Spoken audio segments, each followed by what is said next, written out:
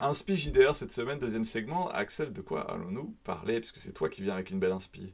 Exactement, un speech d'hier. Moi, je vous parlais de Reddit. C'est la première fois qu'on propose du contenu Reddit. C'est la première fois que Et Reddit est une inspi JDR, ok.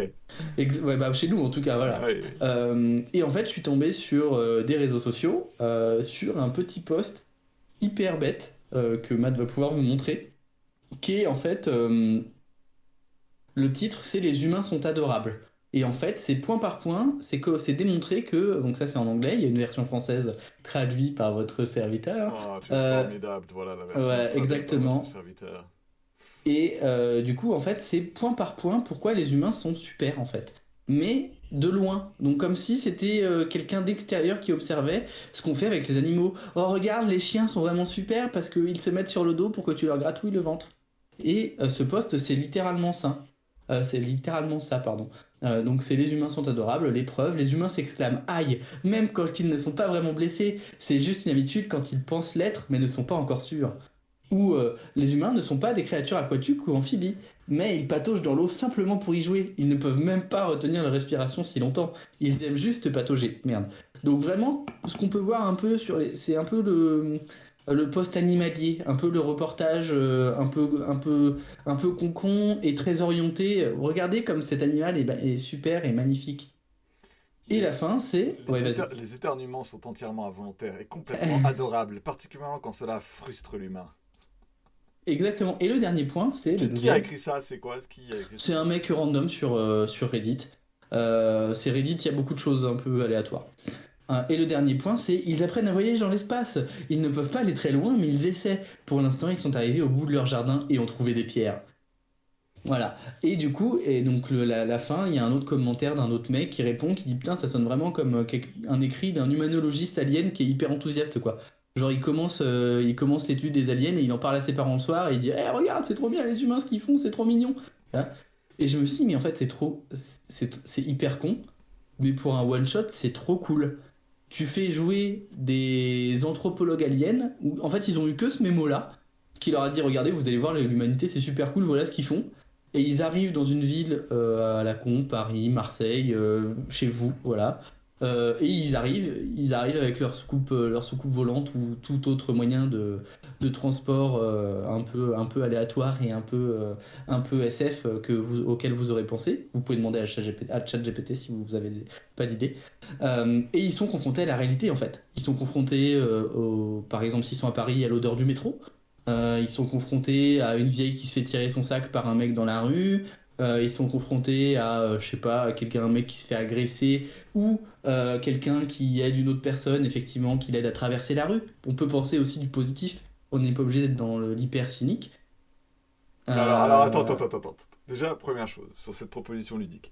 Si tu es un vrai anthropologue qui vient observer une espèce inférieure, évidemment, puisque c'est exactement.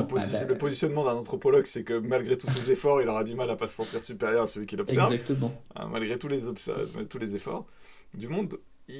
Son objectif, c'est quoi? Il est caché, il doit pas être vu, ou il est in situ, Bah, il se maquille parmi les humains. eh ben pour moi, c'est de l'in situ. Et D'accord. justement, alors il doit pas se faire repérer, on doit pas capter que c'est un alien. Sinon, bon, bah, c'est un peu la loose pour le super peuple supérieur. Euh, mais en même temps, il va forcément être confronté à des trucs où il se dit putain, faut peut-être que j'ai de la vieille qui s'est fait voler son sac, tu vois. Alors là, justement, pour se camoufler parmi les humains, si vous voulez une idée, plutôt que d'aller de chat GPT, en une mauvaise idée extrêmement nulle, vous pouvez regarder, alors attention, vous êtes prêts aux Men in gens Black. qui vont, pas du tout, qui vont me Pardon. sauter dessus avec des couteaux et me poignarder, Doctor Who. Euh, Oh, faut arrêter, un salaud. voilà, Ah bah, puisque tu vas nous attirer les foudres de tout le je monde me là, c'est souviens parfait. un épisode magnifique de Doctor Who où il y a des aliens qui sont dans des costumes humains, mais comme ils sont inconfortables dedans, ils pètent en permanence.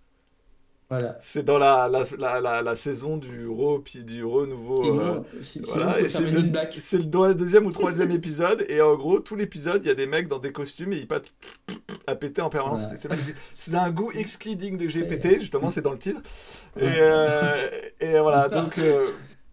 C'est- c'est- c'est- Donc, c'est- c'est- Et donc l'idée c'est évidemment de confronter les aliens à des situations où ils vont avoir un espèce de dilemme de est-ce qu'il faut agir, pas Eh ben, je agir. pense qu'ils ne vont pas agir parce qu'en tout bon, moi je suis un anthropologue alien, je vois une grand-mère se faire agresser dans la rue, Je honnêtement, le note à mon mais calepin. pas du tout. Qu'est-ce que fait un anthropologue quand il voit une fourmi agresser une autre fourmi? Il fait: oh, c'est magnifique. Ah, les plus forts survivent dans cette situation. Et il a donc raison de prendre à cette Regardez. créature faible qui Ouais, ne sert plus à rien dans exactement. cette société. Qu'est-ce que cette personne âgée qui allait bientôt mourir allait pouvoir faire avec ses dollars? Rien de tout. Alors que lui, il va pouvoir nourrir sa famille. Cette race est vraiment trop adorable. Je pense que honnêtement, c'est le meilleur moyen pour que les joueurs passent un temps à regarder des trucs horribles et ne fassent rien. Ouais, bah c'est ça, mais en même temps ça peut faire. C'est pour ça que sur un one shot ça marche. C'est un truc un peu rigolo, un peu léger. J'imagine bien la dernière péripétie, tu vois, ils sont arrivés avec la soucoupe volante qui ressemble à une voiture, qui est camouflée, tu vois, et ils arrivent, ils n'ont pas fermé la porte à clé parce que bah ils ont pas besoin chez eux, tu vois. Et ils reviennent là où ils avaient garé la voiture soucoupe volante et paf, plus de voiture soucoupe volante.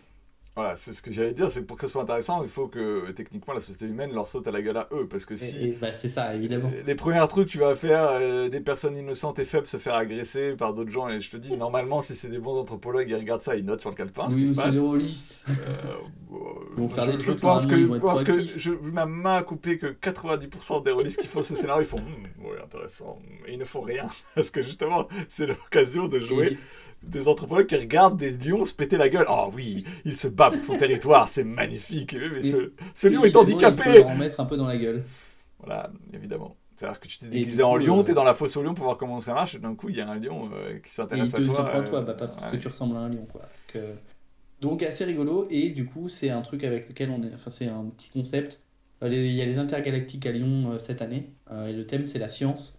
Et j'ai vu ce post-là et je me suis dit, putain, faut trop qu'on fasse un JDR un peu loufoque, un peu barré là-dessus, avec des gens où tu te mets là, il y a plein de publics aux intergalactiques et t'interagis, tu vois. Et t'es en mode entrepreneur, ah, mais regardez cette personne, il est en train d'acheter de la nourriture hyper grasse, tu vois. Et tu interagis avec le public en lui disant, mais qu'est-ce que vous faites? Et comment ça se fait que vous mettez vos doigts dans votre nez? Ça sert à quoi pour les humains? Tu vois, des trucs un peu marrants, tu vois. Et on s'est dit que ça pouvait être assez drôle. Voilà.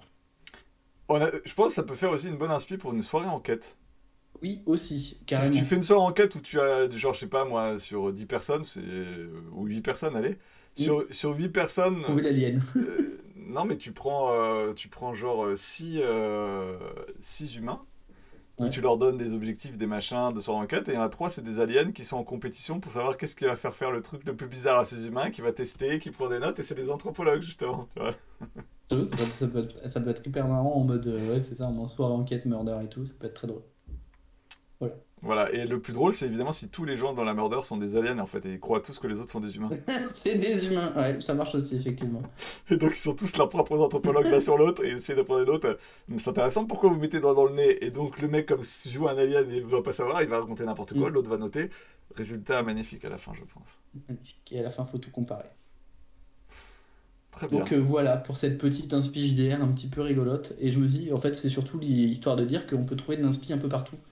Et même, c'est un peu hyper condescendant, même sur Reddit. C'est ma soirée condescendance ce soir, je ne sais pas, c'est comme ça.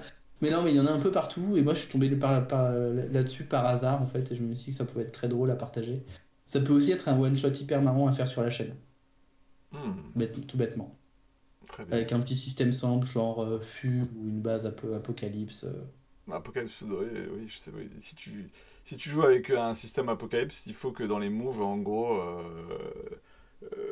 lorsque vous essayez d'observer un humain faire quelque chose que vous ne comprenez pas, lancez des D6 plus machin, et Mm. sur 6 mois, elle s'intéresse à vous et commence à vous tourner autour. Et... C'est ça. Elle souhaite savoir pourquoi vous la regardez si fixement.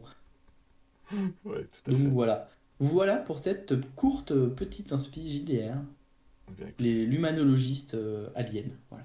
on se dit à la prochaine. À la prochaine sur la Soirée JDR. JDR. Salut. Et rejoignez-nous sur Discord.